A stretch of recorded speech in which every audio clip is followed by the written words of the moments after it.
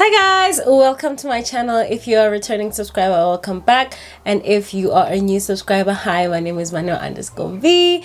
I'm a hot mom of two. I post beauty, lifestyle, and sometimes not even sometimes, actually not sometimes, I also post mommy baby related content. So let's talk about baby development milestones and the time during pregnancy. If you're new to this channel and you don't know, I have two spoiled I have two kings, one by the name of Kumkani Uchiwo and one by the name of Kumkani Palo.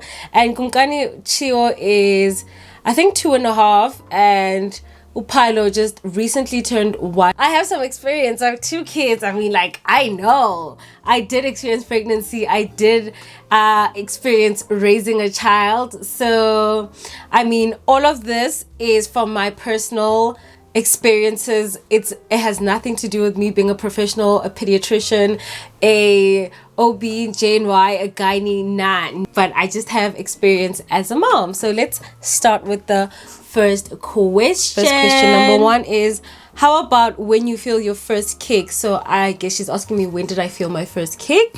In terms of, like, both my pregnancies were very similar. That's why I knew I was having another boy, if that makes sense, when I was pregnant with my second. So in terms of baby kicks, with my first pregnancy, things were really slow. Like, I started even like imagining that I'm having kicks, but they were not actual kicks, if that makes sense.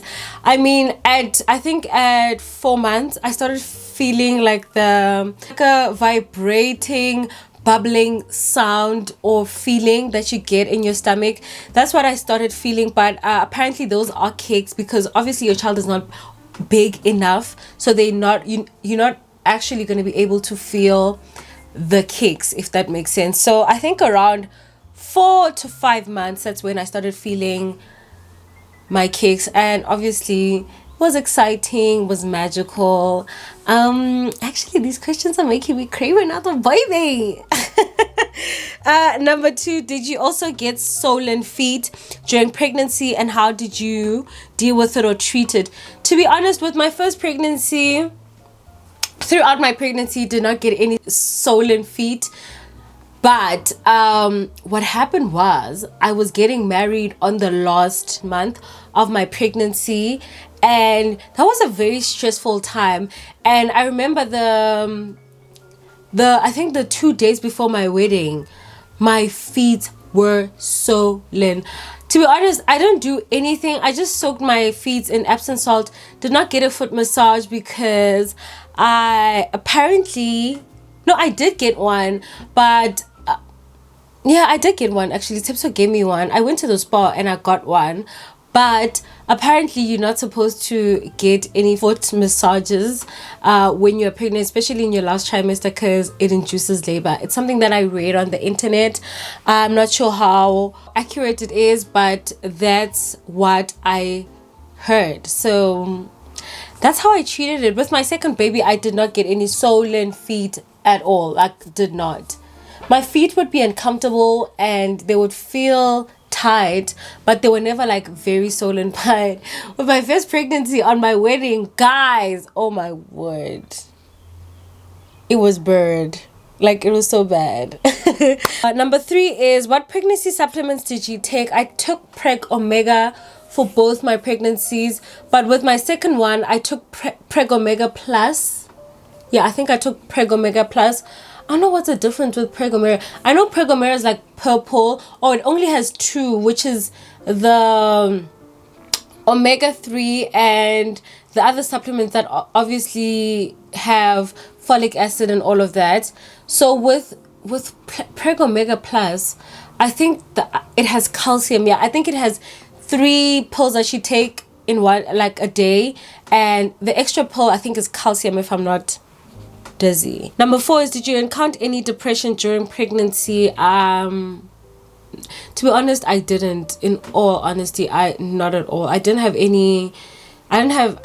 be honest, I would be sad sometimes, obviously, because it was like hormonal pregnancy feelings, if that makes sense. But I never got depressed during pregnancy. I didn't. I would be lying. The fifth one is potty training. My 2-year-old backtracked and I think of buying him diapers. Guys, my experience with potty training, stressful.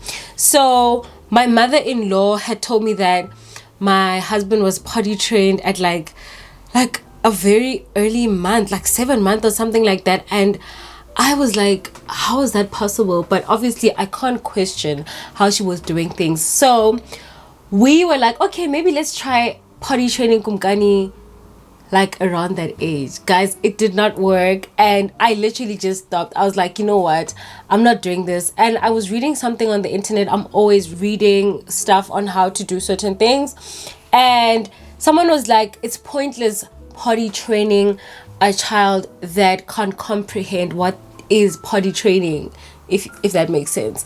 So I basically stopped potty training him around that time, and when he was around, I think I started potty training him again when I think last year December, so that was like a few months ago.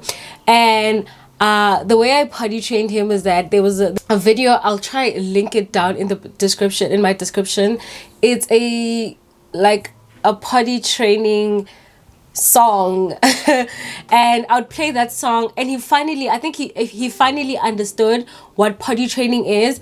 And right now we're at the stage where, sorry guys, my earring fell, but anyway, I was still saying, so the song helped him with his basically comprehending and understanding what potty training is. And after that we started not putting a diaper on him when he wakes up. So basically he would walk around with his top and his shoes without anything on the bottom. And so he started understanding that I can't pee on the floor, because every time he peed on the floor I would tell him like, you cannot pee on the floor. He would sometimes try pee on the couches, which he did, to be honest, like multiple times. But I also started reprimanding him and saying, but you can't pee on the couches. The place that you can pee in is your potty. And every time I went to the bathroom, like the toilet, and I wanted to pee, I would take him with so he can see what I'm doing. So when he saw me peeing, he started saying, potty, potty, potty. Then after that, he started like just going for himself. Like, that's how I literally potty trained Kumkani. Like, I did not do anything, I did not stress. But there are times where I'm like, it's cold, I want my son to wear something, and I'll put a diaper on him, and he will be the one who gets irritated and be like, Mom, I want to take this off, I want to pee. Then I think that's where I saw that Kumkani like 100% potty trained. So in terms of you backtracking, I think you shouldn't give up. And I also think your child did not full on forget. I think he's testing you, to be honest. I'm not sure exactly why he backtracked, because I don't have the full story. But I think it's better if you have diapers like on the side, let's say for when you think like you can't do it and you need a break. Have the diapers, buy the diapers. I mean, my son is going for 3. He's going to be 3 in September. And at night, I still do put a diaper on him, because I'm not trying to wake up and take him to pee, because he does drink his bottle before he goes to sleep. So, yeah. Number 6 is, what age were you comfortable with leaving baby with nanny? To be honest, I'm never comfortable with leaving my kids with anybody. But sometimes I do, I'm not gonna lie. I think, when did I start leaving the house? I think my son was like 4 or 5 months. That's when I started like solely leaving him. My firstborn, there was never a time where I left him with a nanny, to be honest. So my secondborn is the one that got to spend more time with the nanny than my firstborn, and it was around 4 or 5 months. And also my son had bad reflux, so that was still is my biggest worry when I leave him with someone else. Number 7 is, can you please address teenage stage for toddlers terrible twos? Help. Oh guys, I am in the midst of terrible twos. In my head I was like, once my son turns 2, I'm going to be done with the stresses. Worst part for me, like, my son didn't start being terrible at 2. Since he was like 1, he was terrible, and I was like, maybe it's premature terrible twos. So I think like kids are very problematic at 1, 2 and 3, and I think he'll calm down after that. Worst part, my son doesn't go to school, so I feel like at school they teach them discipline and like, stop, we'll punish you. We also tried doing that, but like, he still is a very like problematic child, to be honest. And also I just suck it up. Like right now, we had laundry that was hung on the line. He literally was pulling, and I was like, you know what, I'm done stressing myself with Kungani. I don't stress myself anymore. As long as he's not doing anything that is harmful and that's hurting him, I leave him. Like, I just let him do what he wants to do. And the funny thing is that I'm not done with terrible twos. My son just turned 1. He's going to 2. He's a bit calm compared to Kungani, to be honest, but I feel like they're just the same thing. They literally are the same thing.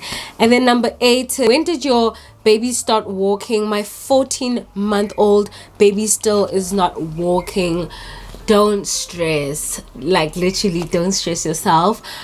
Babies are not the same, will never be the same. And the biggest mistake that we make as moms is comparing our kids. With my firstborn, I was the queen of comparing, because I had a friend that had a baby a week after me, and she had a girl, and we'd always be on the phone like, how are you? Even during our pregnancies, we'd call each other like, how are you going through this? Is this happening? All of that. And there was a lot of comparing on my side. I don't know, obviously, on her side, but I feel like this happens with a lot of moms, and it's a very stressful pit of depression that you can put yourself in. Never compare your kids with someone else, unless if you're worried. And obviously, if you think, okay, no, 14 months is too old, it's not. I know kids that started walking around 18 months. I think 18 months is the time where you need to consult your doctor. Ask, is it still okay that my child is not walking? 14 months is a bit too early. And like, kids do learn things quite fast. And your other question, I know there were 2 questions in this. When did my kids start walking? My kids both of them started walking around 11 months. Kumkani was really good around 11 months. And my youngest was still learning how to walk at 11 months.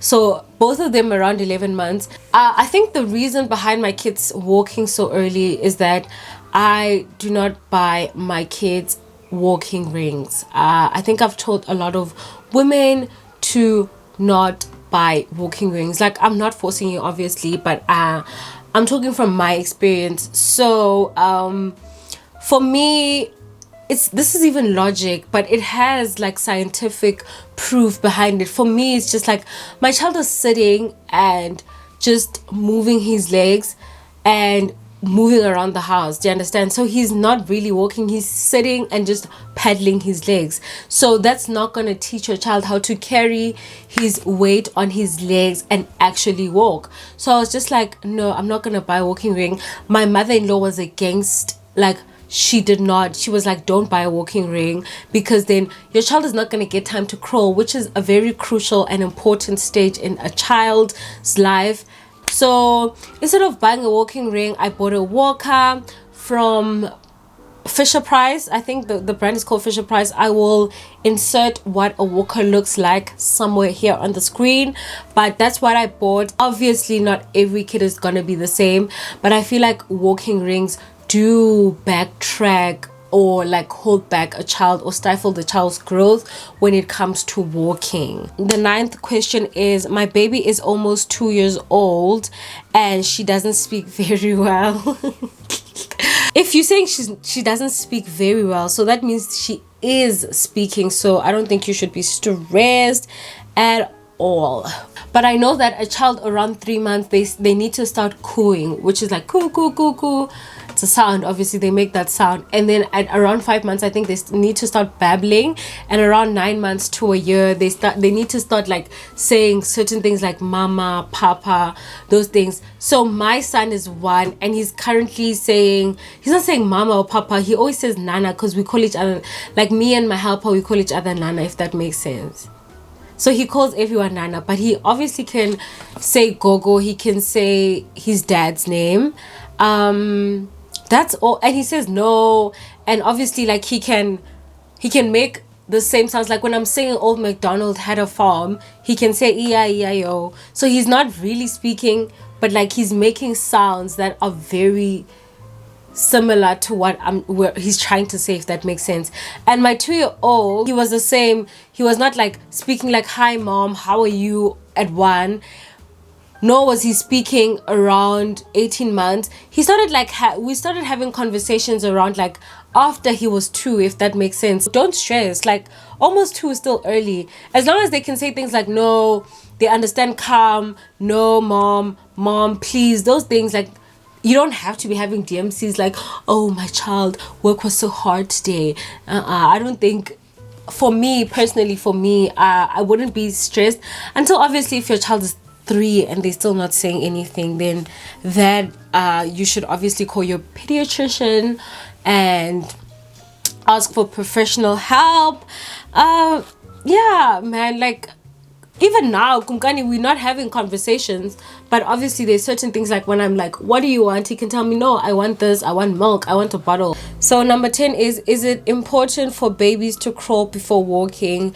In my knowledge, yes, crawling is very crucial. Apparently, I'm not saying this is proven facts, I think you can do more research on it, but apparently kids who not crawl before walking and just walk will most likely have issues at school. So I've always made it a point that I encouraged my kids to crawl before they walked, and that's hence I didn't buy a walking ring, because when you take a 5-month-old and stick them in a walking ring and they can move around the house, they obviously not gonna want to be on the floor crawling, because they'll be like, oh no, this is a lot, stop, I'm not doing that. So for me, crawling is important. And so guys, that's it from me today. Don't forget to comment, like, and subscribe. And if you have more information on what we're speaking on, please don't forget to leave a comment down below and let's make this a conversation. Guys, there are thousands of you watching my videos without subscribing, which breaks my heart, to be honest, because why would you not want to subscribe on this dope channel? Be part of the family, be part of the hot mom Peru.